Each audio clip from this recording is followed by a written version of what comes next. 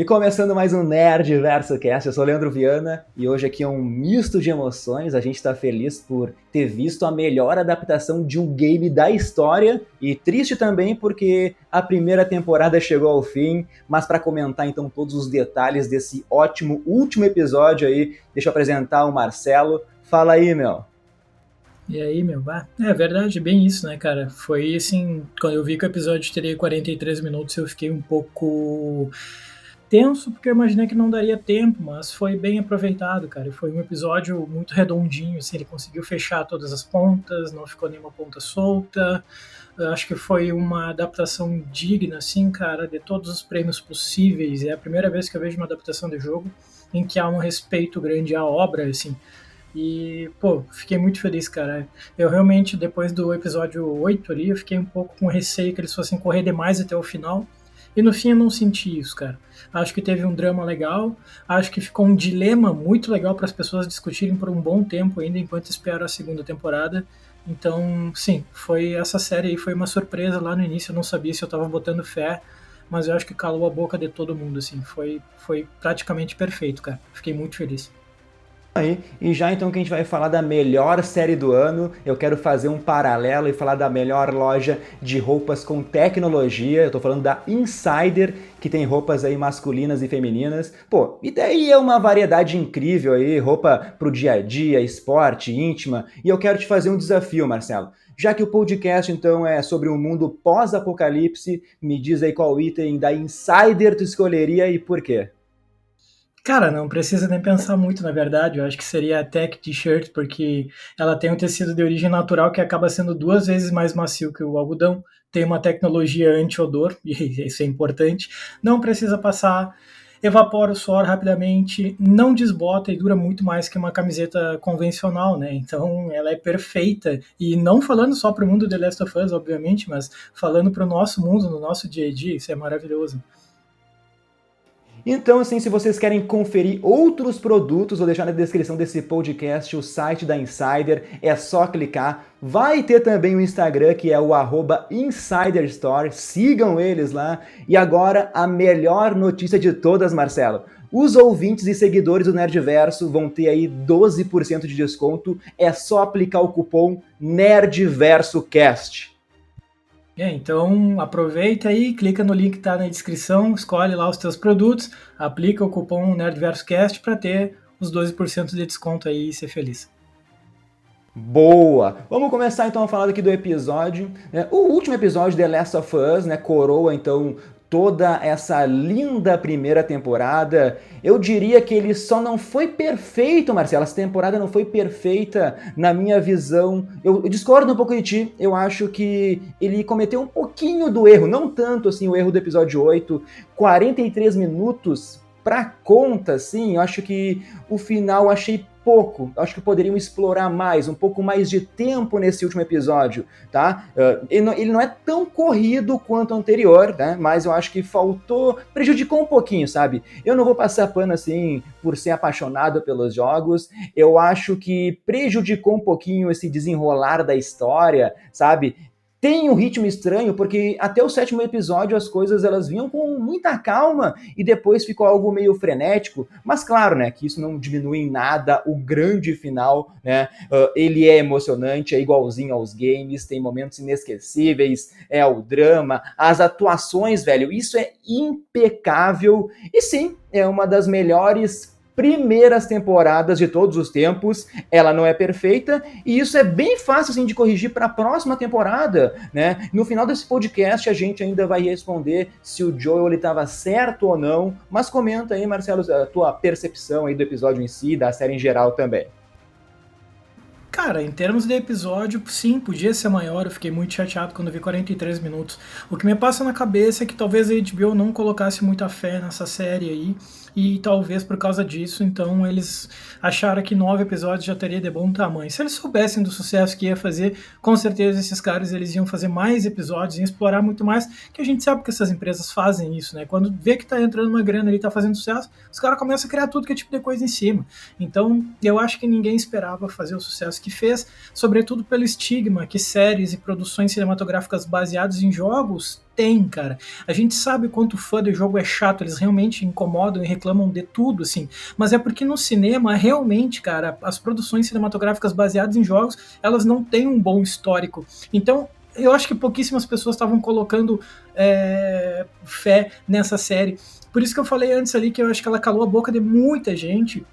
Eu não tenho problema nenhum com aquelas questão de tipo assim, mas é que o ator e a atriz não parecem com o personagem. Nossa, cara, não tem algo que eu menos me importe do que isso. Eu quero boas atuações, é isso, entende? Só que daí eu fiquei pensando ali, cara, o Pedro Pascal, eu basicamente conheço ele do Oberyn, que fez meia dúzia de minutos lá no Game of Thrones, e o Mandalorian, que tá sempre eu ia falar chapéu, aí tá sempre de elmo na cabeça, tu nem vê direito a atuação. Aí eu fiquei com um pouco será, velho? A Bella Ramsey é a mesma coisa, vi ela atuando ali alguns minutos no Game of Thrones, cara, mas calaram a boca de todo mundo, foi uma atuação perfeita.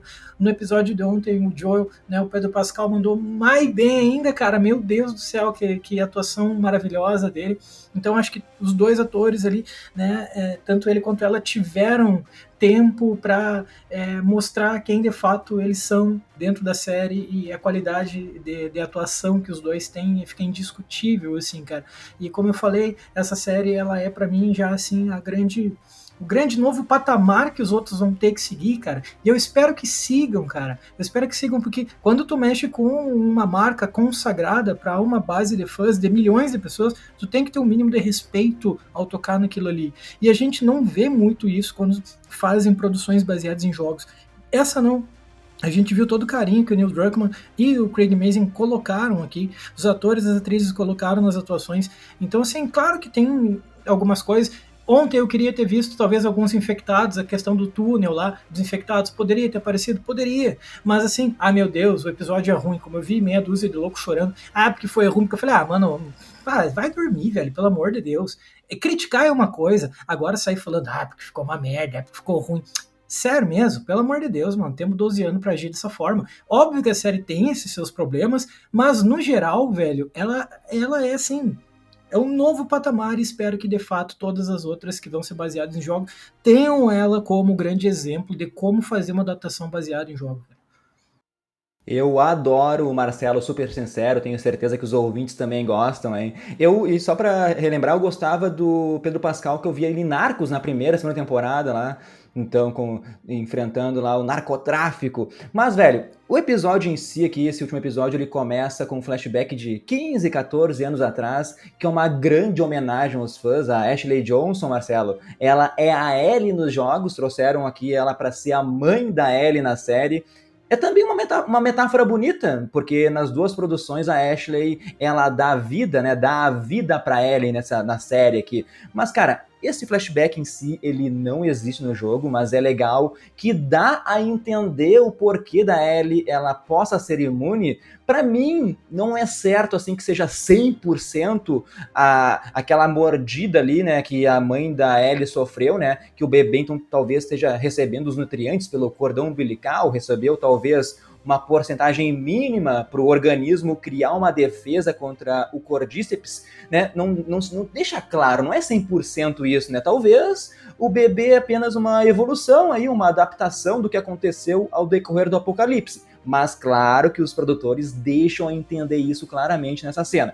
Então a gente não sabe se existe outras pessoas imunes no mundo, mas pelo menos a gente viu aí nesse comecinho um infectado, né, depois de um bom tempo sem ver, porque como tu falou, cara, mesmo a série ela não sendo sobre infectados, é bom eles aparecerem de vez em quando pra dar essa noção de medo nesse mundo, né? Senão parece que eles estão passeando a Bangu, assim, por todos os Estados Unidos. Mas enfim, Marcelo, outra coisa, assim, que o flashback nos trouxe, né, foi o que tu já tinha adiantado ali, que em outro podcast, que foi sobre a relação da Marlene com a mãe da Ellie.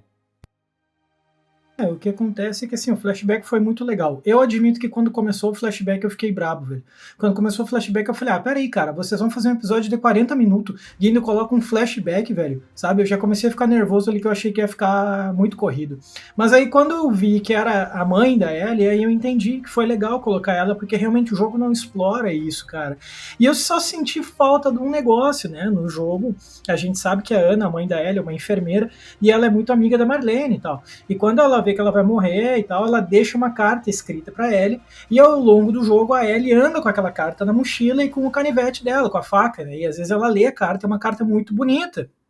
E eu senti falta de eu não ter essa carta. Só que, óbvio, ali da forma que ela morreu, da forma que ela foi mordida, não faria sentido. Tipo, ó, vou deixar a criança aqui no chão, eu infectada, vou escrever uma carta aqui enquanto a criança tá se debatendo aqui. Não tem como, né? Então não faria sentido ela escrever a carta naquele momento, dada a forma com que foi construída o ataque que ela sofreu, grávida e tudo mais. Mas achei muito legal terem colocado a Ashley e ter tido esse tempo, mesmo que curto, pra gente ver uma relação entre a mãe da Ellie e a Marlene, mostrando que a missão da Marlene, mesmo que fria e cruel, era uma coisa que era necessária, né? Se era difícil pro Joel, pra Marlene também era um negócio muito difícil. Então esse é um season finale que eu acho que ele é muito bom, porque eu não tenho um vencedor, cara. Não tem um vencedor, porque fica um dilema muito sério no ar, a gente fica se questionando, bah, velho, mas será? Eu fiquei feliz de ver o que aconteceu, mas sabe, a gente sabe que no fundo era para ter sido de outro jeito, então a gente fica nessa corda bamba entre o racional e o sentimental, aquilo que deve ser e aquilo que eu quero que seja, tá ligado?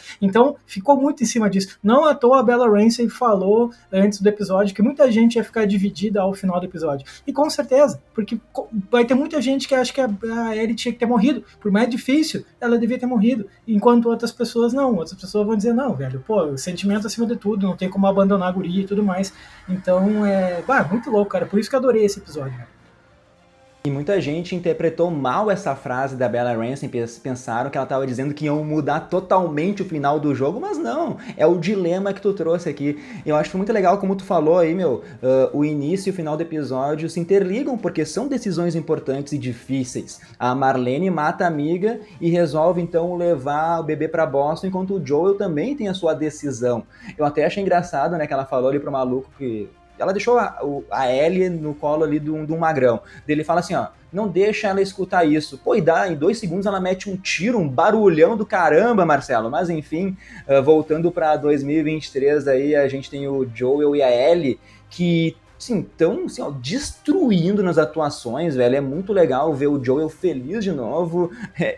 Uma faceta dele que a gente não tinha visto, né? Puxando assunto, tentando interagir com a Ellie, tentando se conectar com ela, sabe? Tipo, ele retomando a vida que ele tinha parado, assim, com a morte da Sarah.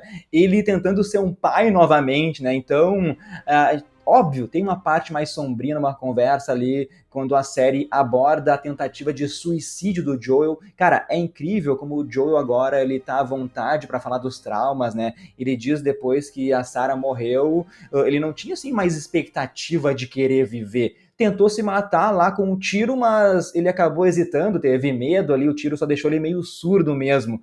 Bom, daí, velho, é um momento emocionante para mim, que tudo é dito nos olhares, né, nas meias palavras. A Ellie diz então que o tempo cura as feridas e o Joel diz, né, que não foi o tempo que curou.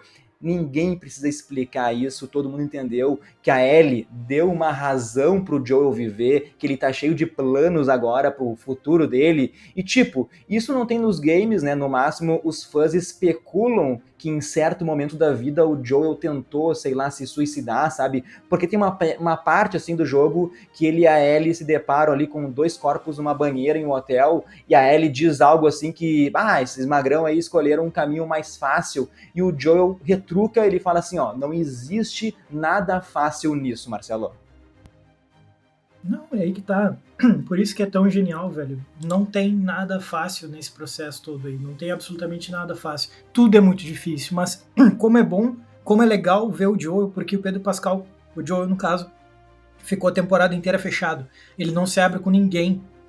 Ele não se abre, cara, desde que ele perdeu a filha dele, mesmo sendo próximo da Tess, ele ainda era todo fechadão com ela, né?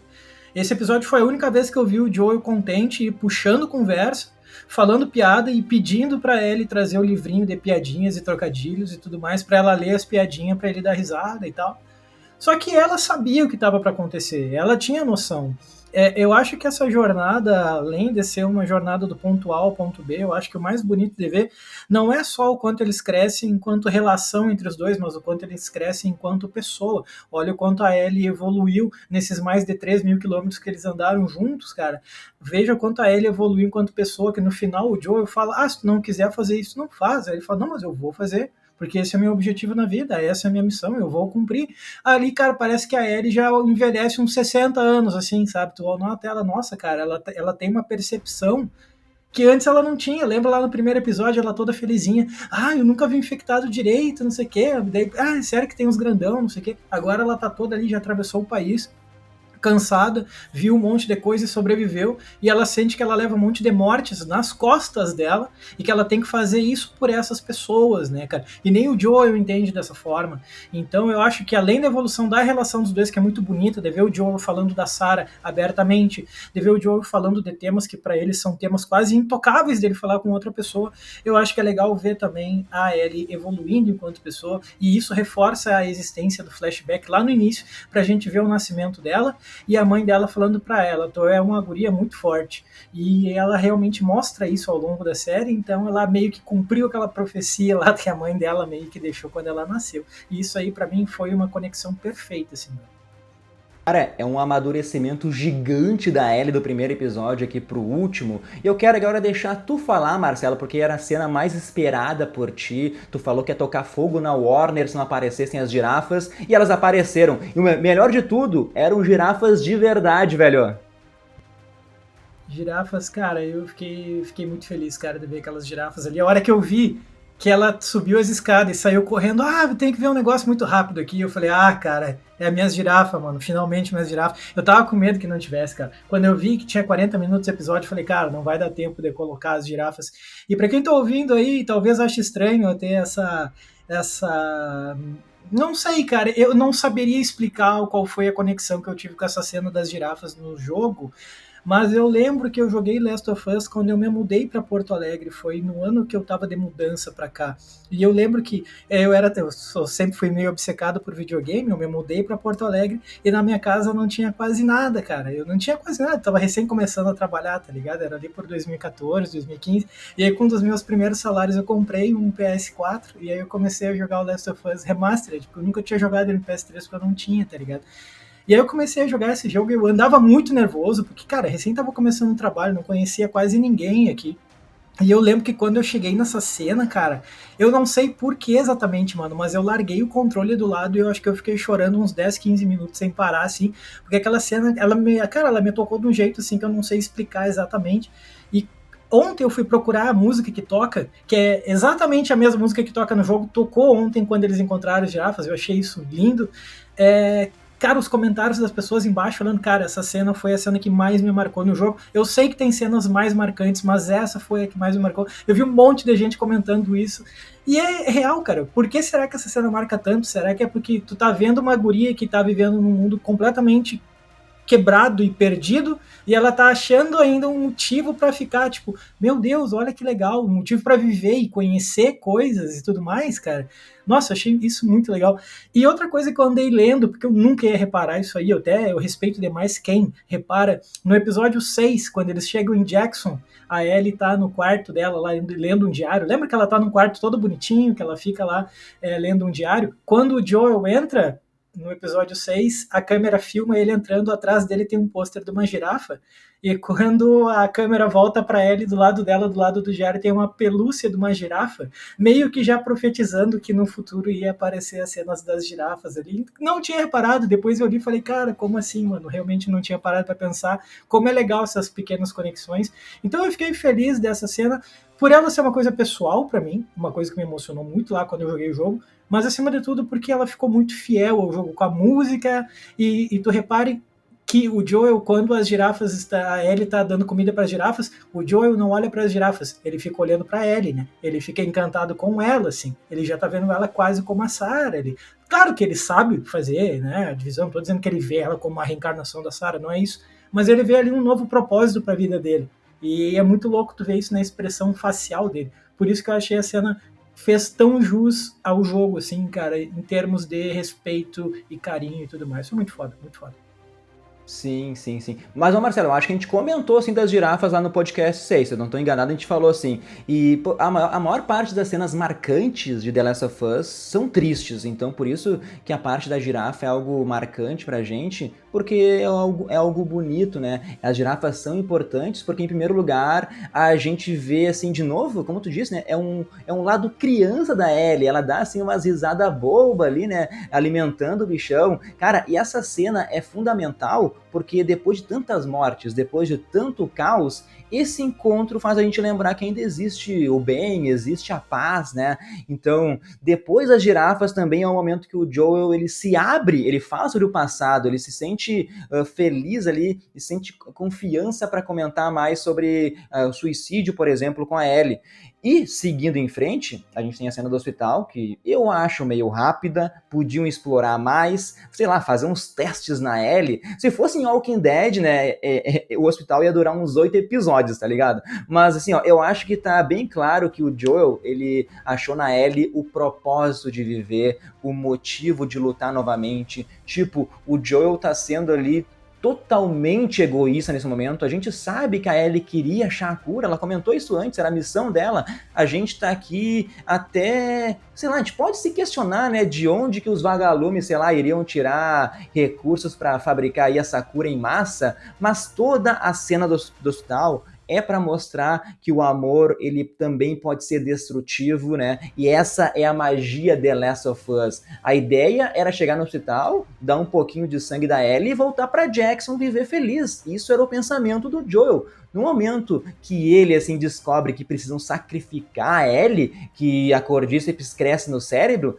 eu entendo totalmente a revolta dele, velho. Ele não pode nem falar com a guria que ele tá considerando a filha. Faz pouquíssimo tempo ainda que ele encontrou a felicidade, sabe? E agora querem tirar de novo dele. Parece que ele vai perder a alma, vai perder de novo a filha. Então eu entendo totalmente que dessa vez o Joel vai fazer de tudo para que não seja destruído a sua alma novamente, Marcelo. Eu sei que ele tá errado demais, mas não vou julgar. Porque eu possivelmente faria o mesmo se eu estivesse na situação dele, cara. Entende? Ele não tá agindo racionalmente ali. E a gente nota que em vários momentos o Joel não age de forma racional, ele é impulsivo. E ali ele se viu desesperado em perder talvez a única pessoa que ele ainda se importe no mundo, né, cara? Ele se sentiu rechaçado pelo irmão dele lá no Jackson, que vai ter um filho e tá casado. Meu irmão tá em outro, então eu tô sozinho, basicamente. Isso tudo pesa pro lado dele.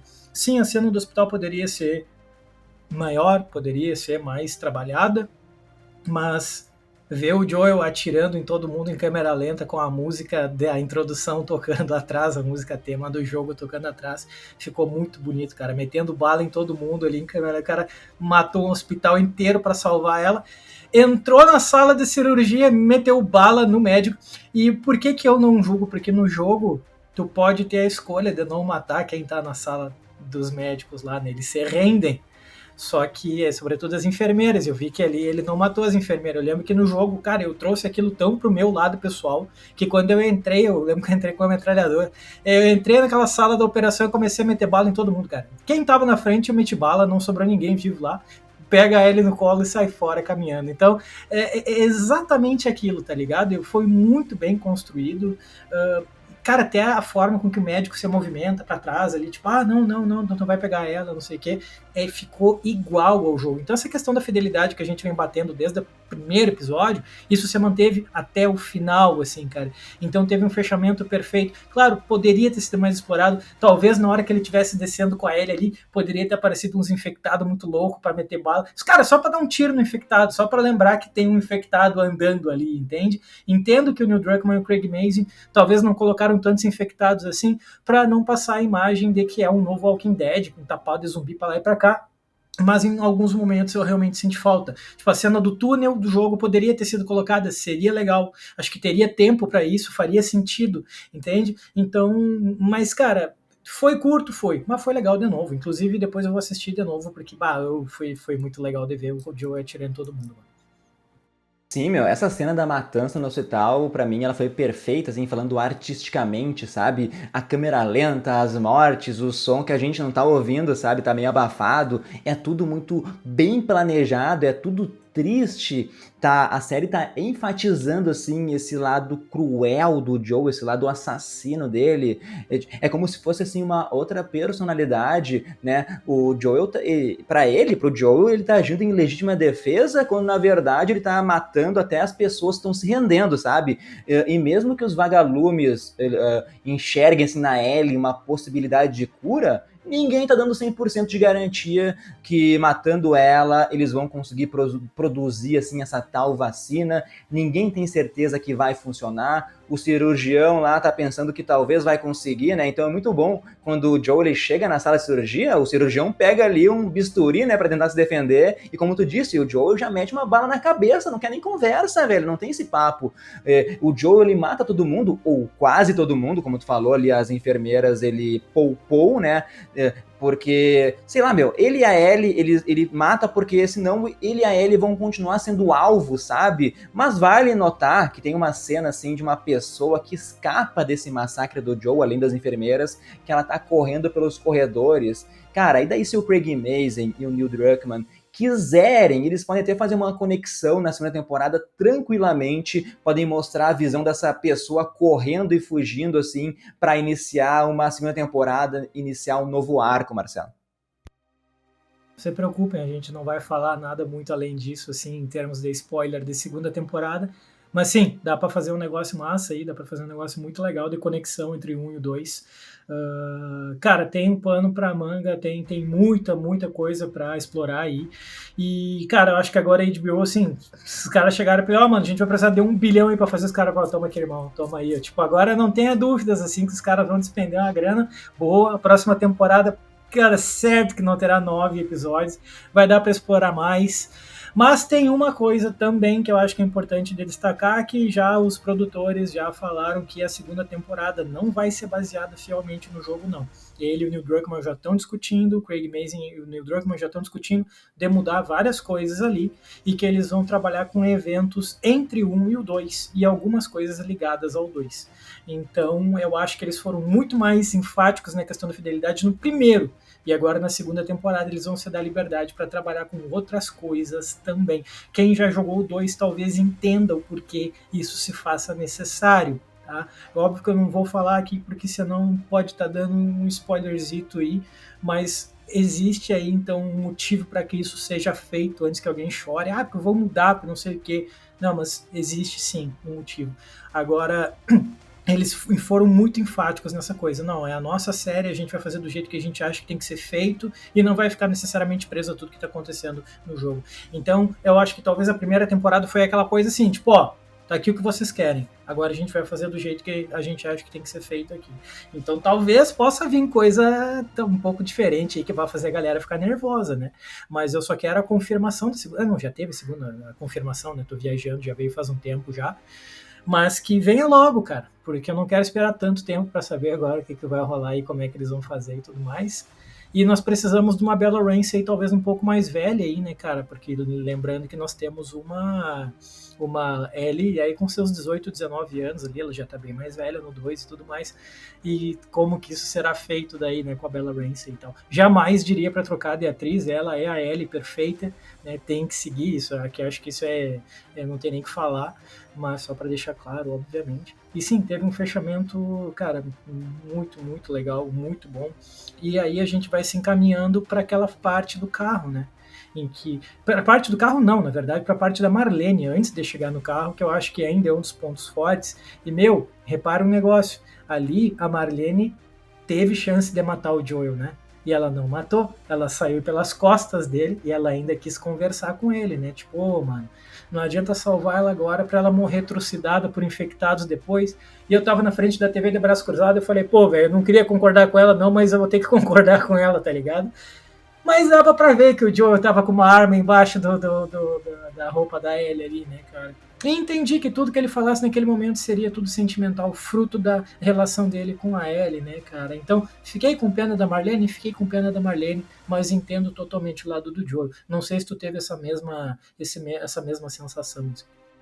Sim, sim. Então deixa eu comentar algumas coisas que tu falou ali para não me perder, não esquecer, Marcelo. Primeiro, Pô, a Bella Ramsey, ela já tem 19 anos, né? Então, faz um corte de cabelo, muda o corte de cabelo, acho que já, até ela começar a gravar, já vai ter uns 20 aí. Ela tem cara de novinha, não tem o que mudar, não vai envelhecer. Faz uma maquiagem que já tá bom. Óbvio que trocar atriz não tem sentido. Uma coisa que tu falou ali sobre que vai ter novos acontecimentos, que tu tava falando, eu pensei que algo que validaria, que deixaria eu mais feliz com o arco dos canibais, seria então mostrar lá aquela guria que acabou comendo o pai na janta, na carne, meio que buscando vingança, né, contra o Joe e a Ellie. Sem querer falar assim do segundo jogo, sem querer dar spoilers também. E trazendo uma curiosidade, uma das enfermeiras lá do episódio que o Joel poupou a vida é a Laura Bailey. Ela é a atriz que interpreta a personagem Abby no segundo jogo, tá? Tipo, ela não vai ser a Abby na série, tá? Mas é uma homenagem aí, porque a atriz, a Laura, ela também, no primeiro jogo, ela também fez o papel de uma das enfermeiras. Mas vamos lá, então agora pra parte da Marlene e pra parte da mentira do Joel, porque meio que acontece ao mesmo tempo, né? O Joel, na verdade, mente duas vezes aqui pra Ellie nesse episódio. Primeiro no carro, Marcelo, quando ele inventa uma história mirabolante, né? Não sei, a Ellie não acreditou, óbvio, né? Ele diz ali que não acharam a cura, tinha mais crianças imunes lá ainda que fizeram teste. No final, apareceram uns saqueadores que invadiram o hospital, e daí o Joel e a Ellie tiveram que sair às pressas. Pô, velho, a Ellie, ela não é burra ali, ela sabe que tem algo muito estranho nesse papo do Joel. É muito bom mostrar essa conversa, como eu disse, ao mesmo tempo da conversa com a Marlene, dela dizendo, né, que o Joel também sabe muito bem qual é a decisão que a Ellie iria escolher, Marcelo. E o Joel, agindo ao meu ver de uma forma correta, era sim preciso ter matado a Marlene, senão a Marlene nunca ia descansar caçando os dois, velho.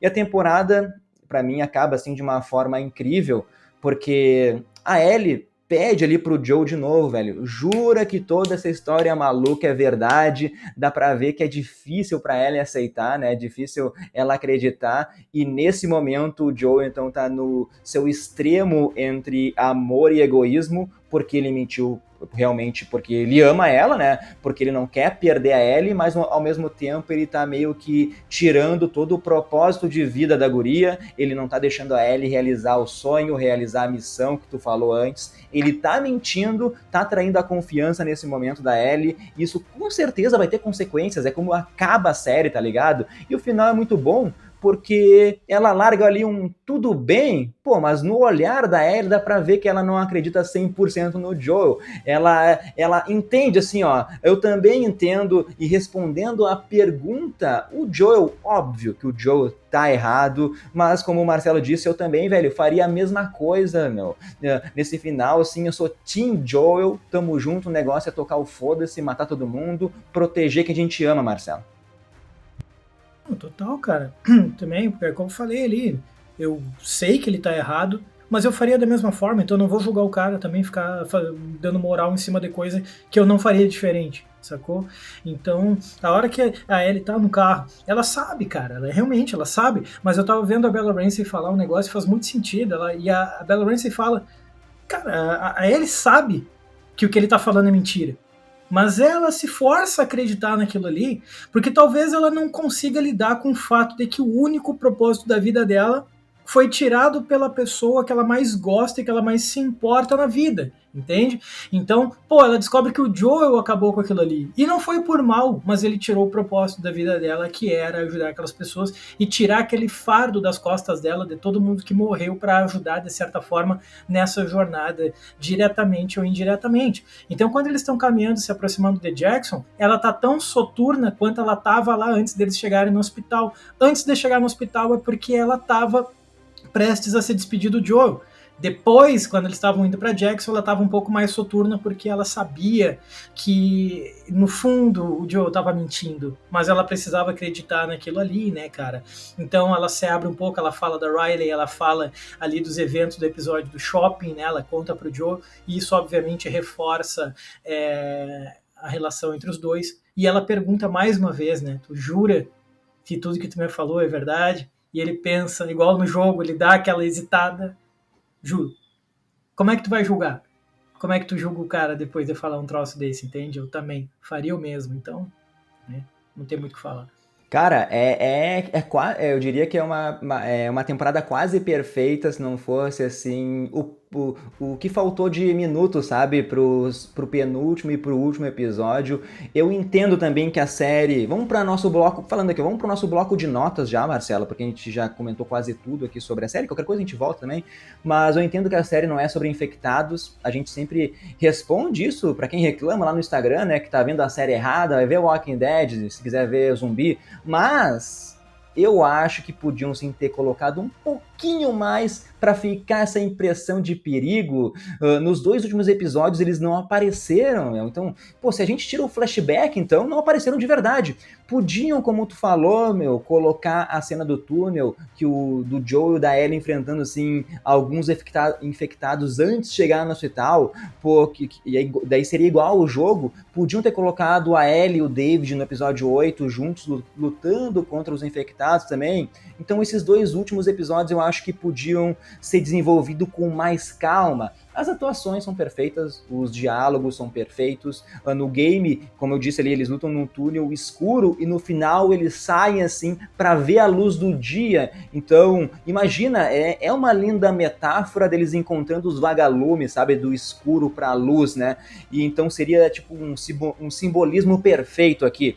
Mas isso, velho, não tira, assim, a série dela ser uma das melhores primeiras temporadas de todos os tempos, mas ela poderia ser a melhor primeira temporada de todos os tempos. A temporada em si aí falou de luto, falou sobre confiança, a gente viu o relacionamento do Joel e da Ellie crescer, mas esse final também deixou ali um pedacinho, talvez uma primeira decepção, porque tu só se decepciona com quem tu ama também.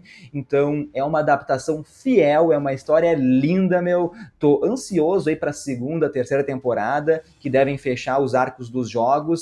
A história, velho, só vai aumentar, a emoção vai ser muito maior daqui pra diante. Então, por todos esses fatores, The Last of Us tem tudo sim para ser a melhor série do ano, no máximo top 3, sabe? E é por isso então que eu vou dar uma nota 9,6, Marcelo.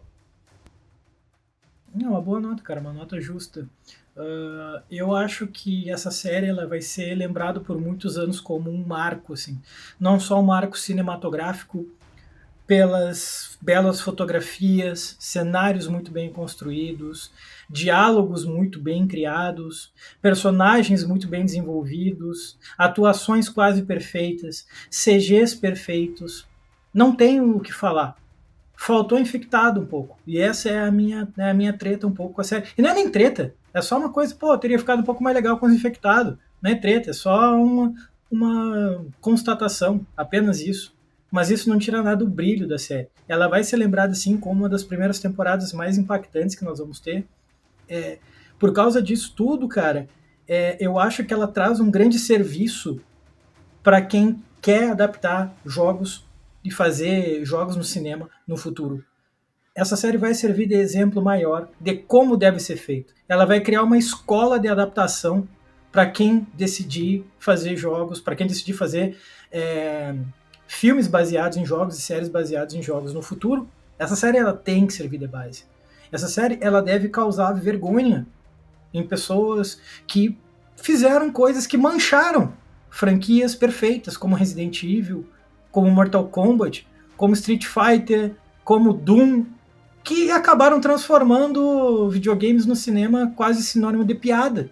Entende? Aí Last of Us veio e falou, não, cara, é possível sim ter uma produção de alto nível baseada em jogo.